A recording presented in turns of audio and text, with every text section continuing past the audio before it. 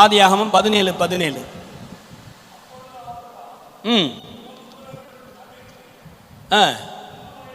முகங்குப்புற விழுந்து நகைத்து 100 வயதானவனுக்கு பிள்ளை பிறக்குமோ? அந்த மோ ரொம்ப முக்கியம். அப்புறம் 90 வயதான சாரால் பிள்ளை பெறுவாளோ? அந்த லோ முக்கியம். அவனுக்குள்ள என்ன இருந்துச்சுங்க? என்ன இருந்தது? சந்தேகம் இருந்தது. பயப்படுறவனுக்கு என்ன பேரு? அவிசுவாசி. இப்ப சந்தேகப்படுறான்ல, இவனுக்கு என்ன பேரு? அதையும் நீங்களே சொல்லுங்க பிரதர். சந்தேகப்படுறவனுக்கு என்ன பேரு? அவிசுவாசி. பயப்படுறவனுக்கு பேர் தான் அவிசுவாசி. உலகத்தில் கோடி ஜனங்கள் இருந்தாலும், கோடிக்கணக்கான ஜனங்கள் இருந்தாலும், அவங்கள எத்தனை வகையா பிரிக்கலாம்? 4 வகையா பிரிக்கலாம். ஒரு வகை ஜனங்கள் மட்டும்தான் எங்க போவாங்க? நித்தியத்துக்குள்ள போவாங்க. 3 வகையில் இருக்கிற ஜனங்கள் நரகத்துக்கு தான் போவாங்க. மார்க் எழுதின சுவிசேஷம் 11ஆம் அதிகாரம் 23வது வசனத்தை வாசிங்க. எவனாகிலும் இந்த மலையை பார்த்து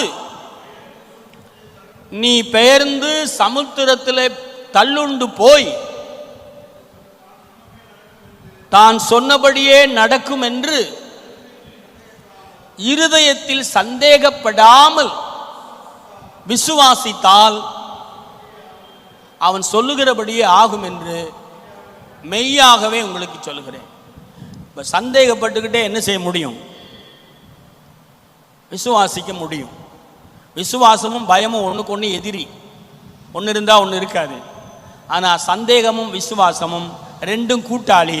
ரெட்டை மாட்டு வண்டி மாதிரி ரெண்டும் ஒன்னா சேர்ந்து போகும். ஒரு பக்கம் விசுவாச மாடு, இன்னொரு பக்கம் சந்தேகன்ற மாடு, ரெண்டும் ஒன்னா போயிட்டு இருக்கும்.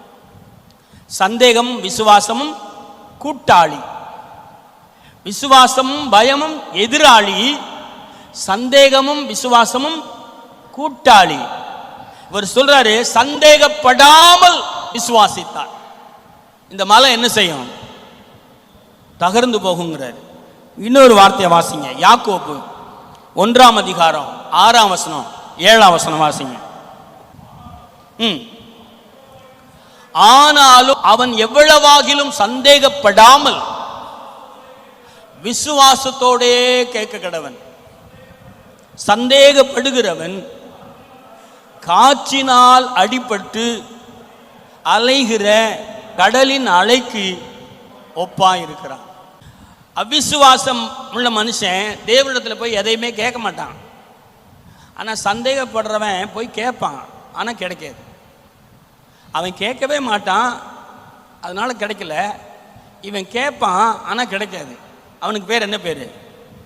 நானும் 7 வருஷமா ஜெபம் பண்ணுறேன் பிரதர், நானும் 10 வருஷமா ஜெபம் பண்ணுறேன் பிரதர், எனக்கு ஒன்றுமே ஆகலை பிரதர். என்ன காரணம்? என்ன இருக்குது உள்ள? என்ன இருக்கு? சந்தேகம் இருக்கு. எதை பார்த்து சந்தேகம் வருது? சூழ்நிலையை பார்த்து சந்தேகம் வருது. எதை பார்த்து? சூழ்நிலையை பார்த்து. ஆபிரகாம் அதை தான் சொல்றான்.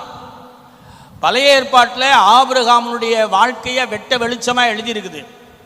அவனுடைய பழைய நிலைமை, அவனுடைய புதிய நிலைமை ரெண்டையும் எழுதி இருக்குது பழைய ஏற்பாட்டில். ஆனால் புதிய ஏற்பாட்டுக்கு வரும்போது ஆபிரகாமுடைய பழைய நிலையை எழுதலை, புதிய நிலையை மட்டும்தான் எழுதியிருக்குது. பழைய நிலையை, ஆபிரகாமுடைய பழைய நிலையை எங்க அறிஞ்சு கொள்ளலாம்? பழைய ஏற்பாட்டில். ஆபிரகாமுக்குள்ள சந்தேகம் இருந்துச்சு. அதனால தான் சொல்றான், சூழ்நிலையை பார்க்குறான். எனக்கு என்ன ஆயிடுச்சு? 100 வயசாயிடுச்சு. சாராளுடைய கற்பம் செத்து போச்சு, 90 வயசாயிடுச்சு. அதனால அவன் முடிவே பண்ணிட்டான், பிள்ளை பிறக்காதுன்னு முடிவு பண்ணிட்டா. அவனுக்கு பேர் என்ன பேரு? அவிசுவாசி. ஆனா பிறக்காதுன்னு முடிவு பண்ணல, பிறக்கும்னு நம்புறான், விசுவாசிக்கிறான். ஆனா இப்ப வயசு என்ன வயசு? 100 வயசு. இதுக்கு இடையில யாரு பிறந்துட்டான்? இஸ்மவேல் பிறந்துட்டான். பயத்தோடு இருக்கும்போது, அவிசுவாசியா இருக்கும்போது எனக்கு சுதந்திரவாளி யாருன்னு கேட்டான். யாருன்னு சொன்னான்? வேலைக்காரன் தான் எனக்கு சுதந்திரவாளி. இப்ப இஸ்மவேல் பிறந்துட்டான். இஸ்மவேலுக்காக ஜெபம் பண்றான். ஆண்டவர் சொல்றாரு, இஸ்மவேலையும் நான் ஆசீர்வதிக்கிறேன் அப்படின்னு சொல்றாரு. சந்தேகப்படுறவனுக்கு என்ன பேருங்க? திரும்ப திரும்ப அங்கே தானே வர்றீங்க. மத்தேயு 14:31.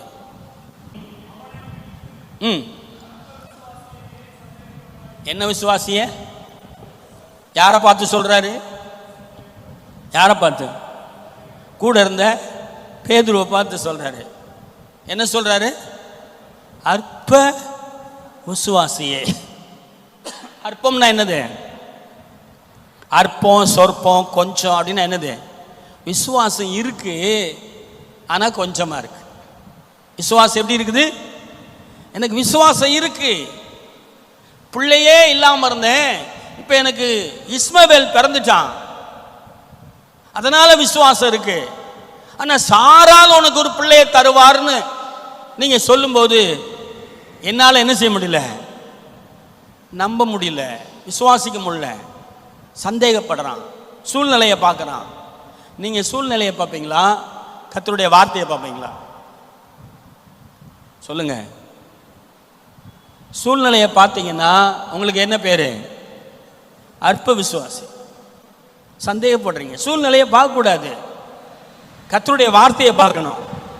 கர்த்தருடைய வார்த்தை நீ சாக மாட்டேன்னு சொன்னா நம்ம சூழ்நிலையை பார்த்துட்டு செத்துருவோன்னு நினைக்க கூடாது. எதை விசுவாசிக்கணும்? கர்த்தர் சாக மாட்டேன்னு சொல்லிட்டாரப்பா, நான் சாக மாட்டேன். ஆஸ்பத்திரி கொண்டு போங்க, ஊசியை ஏற்றுங்க, என்ன வேணாலும் பண்ணுங்க, ஆனால் நான் என்ன செய்ய மாட்டேன்? சாக மாட்டேன், அவ்வளோதான். நீங்களும் நானும் எதை விசுவாசிக்கிறோமோ அந்த விசுவாசத்தில் உறுதியாக நிற்கணும். சந்தேகத்துக்கு கொஞ்சம் கூட என்ன செய்யக்கூடாது? இடம் கொடுத்துடவே கூடாது. இன்னொரு வசனம் வாசிங்க, லூக்கா 12:27. ம் ம் ம் ம் சொல்லுகிறேன். என்ன ஆரம்பிக்கிறாரு? அற்ப விசுவாசியே,